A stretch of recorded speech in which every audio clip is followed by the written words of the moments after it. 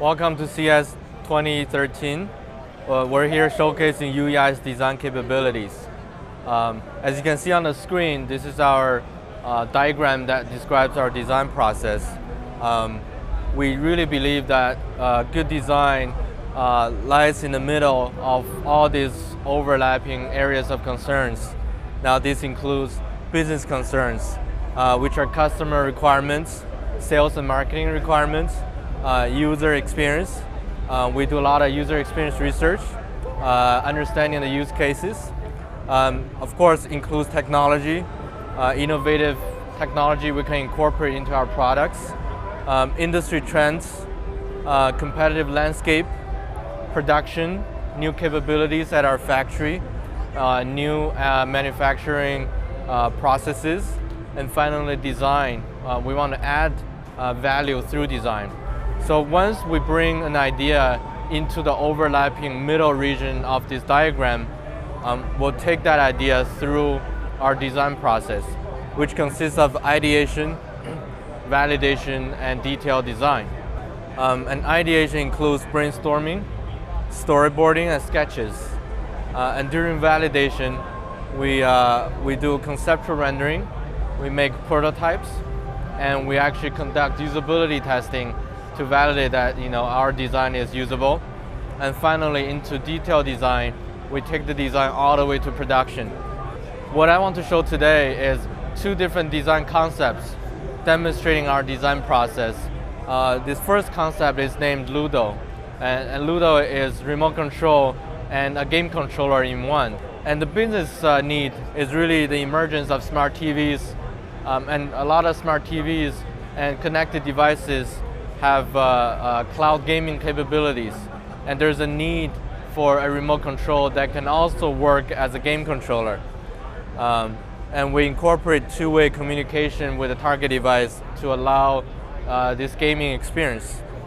We also have a very innovative gaming attachment, which allows more advanced gaming, and ergonomics is the main concern, so make the remote work feel comfortable and easy to use in all situations.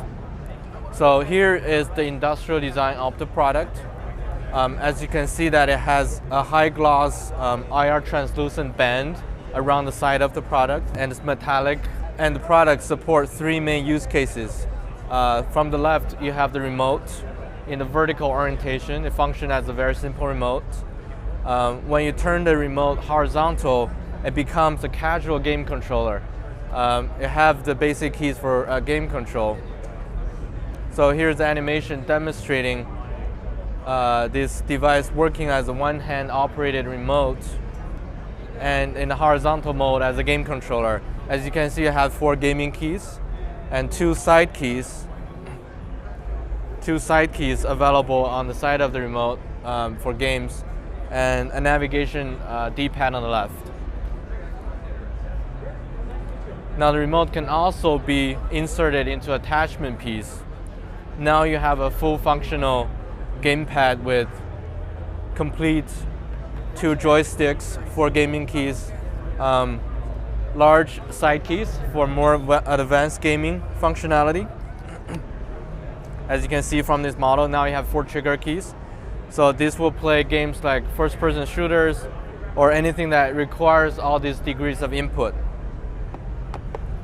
So we believe this is the ideal device for any connected devices that have cloud gaming, and to cover all the use cases from being able to do simple AV control all the way to advanced gaming control. Now the second product we want to introduce is named Cocoon Egg, and the main concerns are how to make a remote that's simple, a remote that has only 1 battery, so it uses less energy, so it's very low power. So it's a product that's environmentally friendly. And here is the, well, we'll first look at the animation. This shows the idea of starting from a single battery and how the components can be packed together using the most effective construction techniques. And as you can see here, this is a very simple remote. It has a seamless soft touch keypad. Here's the model of the actual unit. And the whole keypad is rubber. There's no keyholes or key gaps, which means that nothing will get into the unit through those gaps. So it makes the remote very easy to clean. And it's a very attractive and youthful and playful design. And another emphasis is on the single AAA battery in the unit. So purposely, we included a bubble on the front of the remote as well as on the back of the remote. So this really highlights the feature of the single battery and low energy remote control.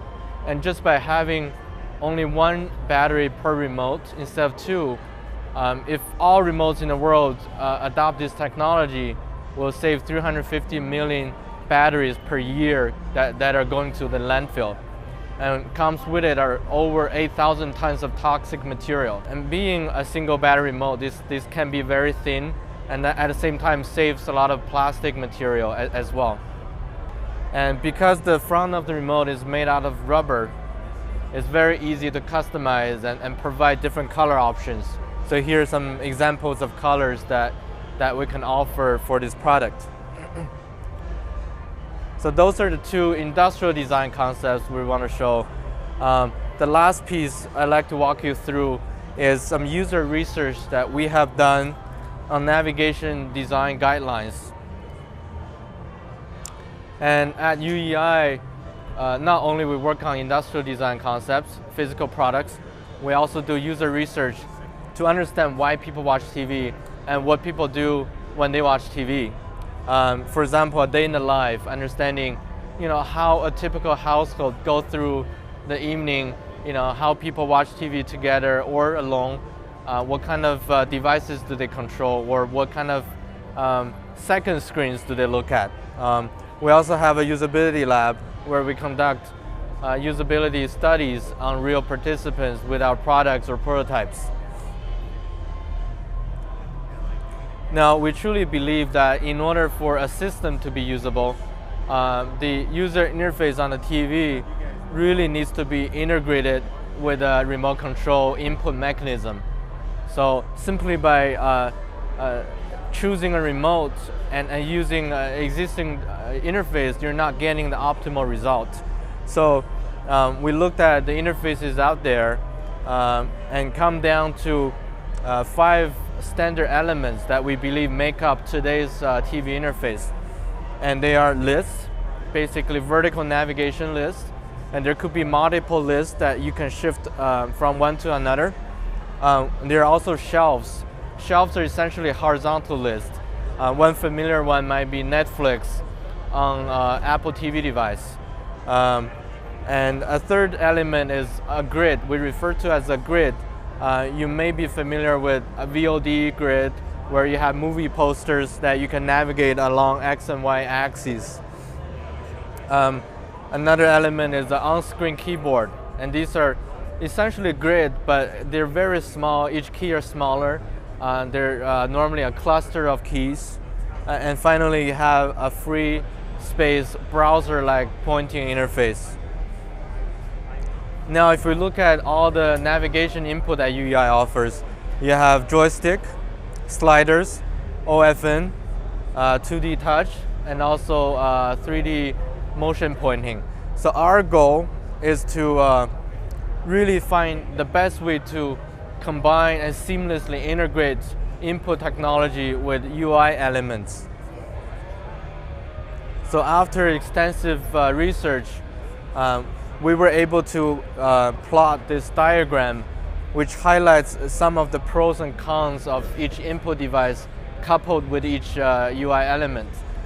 From here, you're able to see that, for example, joysticks are very good at navigating grid, but they're not very good for on-screen keyboard. On the other hand, OFNs are not so good for grid, but they are very good at on-screen keyboard. So we also look into the reason for these phenomena and look into how the nature of each input device. For example, an OFN device, because you're using your thumb to navigate over a sensor, normally it takes multiple strokes for you to reach a faraway distance target. With a capacitive touch, you have a larger touchpad to work with, so it takes less strokes. With a joystick, you can move the joystick and hold, and the cursor can speed up and accelerate, and so it's very easy to move long distances, but it's hard to do fine adjustment. This explains why joysticks are not so good for on-screen keyboards, because it's very difficult for fine-tuning clustered targets. And finally, motion pointing, we found is a well-balanced approach. It allows you to go long distances very quickly and also do reasonable fine-tuning. So with those discoveries, we have some basic do's and don'ts recommendations we make to our customers. For example, if you use OFN or touchpad, we generally recommend to stay away from UI that require the user to move a cursor from the bottom left to bottom right, corner to corner, and back and forth, and those will be difficult with OFN. Now, if you use joystick and motion pointing, generally we recommend you stay away from small targets that are clustered together in a small area.